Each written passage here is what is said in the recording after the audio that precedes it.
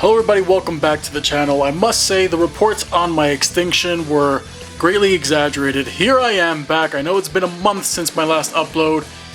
There's a reason for it. I said it in my State of the Channel update video, but in case you haven't seen that video, it'll be popping up in the top right hand corner of your screen.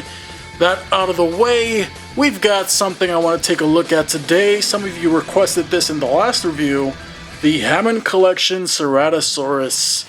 And once again, the box is very similar to all the other Hammond Collection boxes.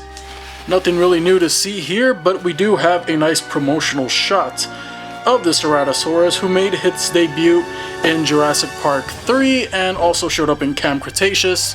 Very disappointed with how little screen time this dinosaur had in the actual movie. But that aside, we're going to get her out of their box, and I have the original release from Maattel to compare it to. Alright, so let's do that. Just get this bad girl out of there. Ties. It's real simple, just line up the peg in the peg hole, pop it in, bada boom. Okay, after a little bit of playing around with this Ceratosaurus, I just want to say I think Mattel did a wonderful job here once again.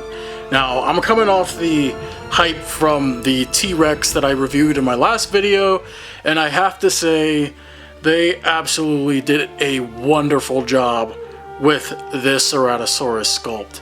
Oh, it's so good. I mean, look at it. Let's start off with the face. I mean, just look at all the sculpted detail in there.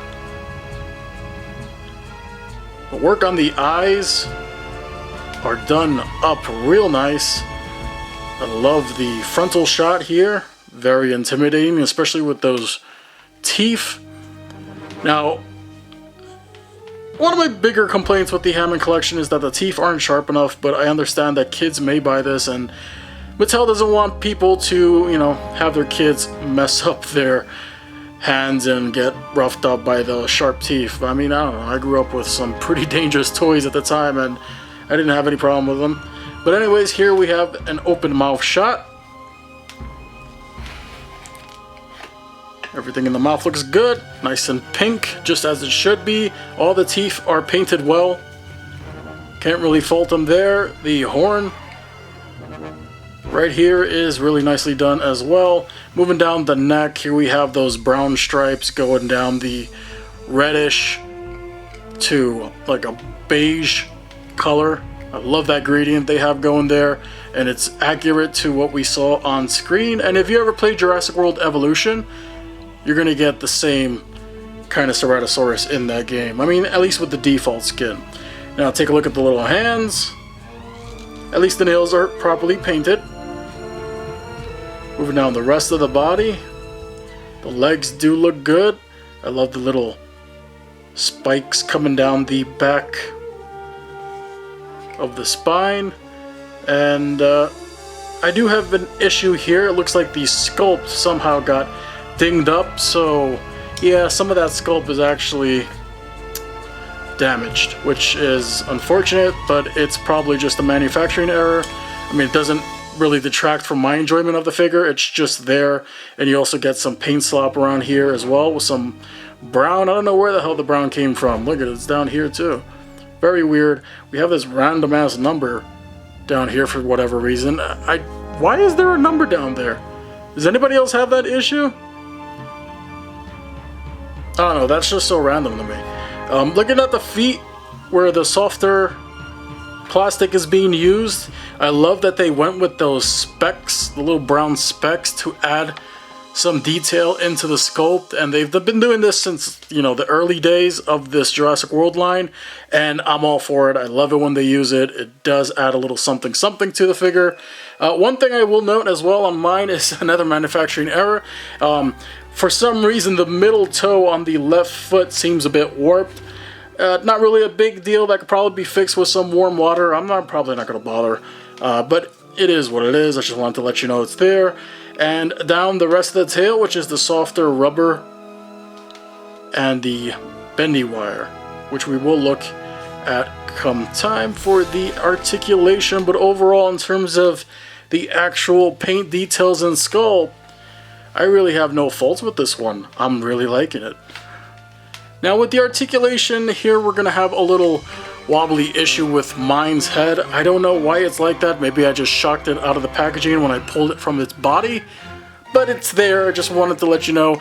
Anybody else having a wobbly neck issue, let me know in the comment section below. But anyways, in terms of the head has a wide range of motion since you can open both the top and bottom jaw. Looks really good. Close it all the way as well. And let's see what else we got here. With this segment, we're allowed to, and this neck joint as well, we can allow the Ceratosaurus to look up quite a bit, as well as look down a decent amount, but you're going to have to use the legs to help with that. Now in terms of the arms, very little articulation here, but it is there. They can come out to the sides with those hinges. They can rotate all the way around. Elbows are at a swivel hinge combo as well. And that's it. No wrist articulation, unfortunately. Moving down to the legs, the big thighs, the big meaty thighs can spread about a little bit. They can rotate up and down. Not all the way around, unfortunately, because the sculpt will start fighting with you, and you don't want to stress that. You don't want to break it. The knees do have chicken legs. Articulation as well. And this segment here on the foot, the knees can also rotate around as well, so there's swivel there. And there's swivel here at the ankle, as well as a hinge, and another hinge for the foot, which also swivels. So good articulation there for both legs. And last but not least, we have some movement here at the base of the tail, and the rest of the tail is using the bendy wire, which is a nice sturdy bendy wire, and I have no complaints there either. Okay, so what else do we have here? No accessories, of course, because this is just a standalone figure, but I do want to compare it with the original Mattel release of the Ceratosaurus. So let's take a look at the details and the differences here. Now, one problem I always had with the original release is that it's just fixed in its own pose, not much in terms of articulation, and the feet, especially on mine, do not allow this thing to sit up or stand up properly. So, I mean, just look at the differences here. Like, look at this. There's just no competition here. Absolutely no competition. This one can open its mouth only about that much, while the new... stand up, you little bastard. Come on, work with me. Don't be a Boris. Come on, Boris. Alright.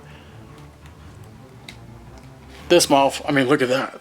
Look at the differences here. Yeah.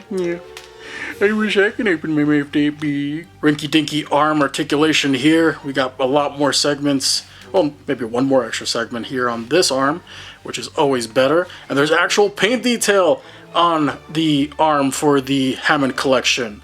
And the nails are painted too. Unlike this one, who has 4 fingers, and they're very tiny hands. Look at this. He's got Donald Trump hands over here. What the hell's going on here? Look at this. Much bigger hands. Nice to meet you. Oh, bottom jaw's a little wobbly. No. Okay. Yeah, and the rest of the body, I mean, the sculpt on the original release was okay for what it was. You gotta remember, these are new, these are updated, and more collector grade figures. But, man, the competition here is fierce. The tails, everything. The body, the sculpt. I gotta say, what do you say? Who wins this fight, huh? Yeah, Hammond Collection, hands down. There's a size comparison with the original release. Size comparison with the SH Figuarts Gamora, Pop Leo, and the SH Monstarts Godzilla 1964 Emergence version. So I'll make this final verdict pretty quick. Obviously, I'm a big fan of it, despite the manufacturing errors here and there, and maybe some wrist articulation would have been a little better, and I'm not too big on the whole wobbly head syndrome that mine has. Overall though, compared to the original release, which is what I'm doing here, this is one great dinosaur, an absolute beast of a theropod, and the Ceratosaurus finally gets its time to shine in figure form. I can't say enough praises for it. It's fantastic. I think it was worth the $20 that it retails for. I paid $21.99 just for the convenience of getting it at Best Buy, and I can't say anything else about it. It's great. I love it. I think it's wonderful, and if you're a fan of theropods and you're liking this Hammond Collection line, definitely pick it up when you get the chance. Anyways, that's it for this review, everybody. I hope you enjoyed it. Don't forget, collect everything, connect everything. And I miss saying that. And I miss you all too. I'll see you all very soon. Thanks for tuning in. If you enjoyed and would like to see more videos like this, hitting the like button, sharing the video, commenting, and subscribing will help us defeat the evil algorithm.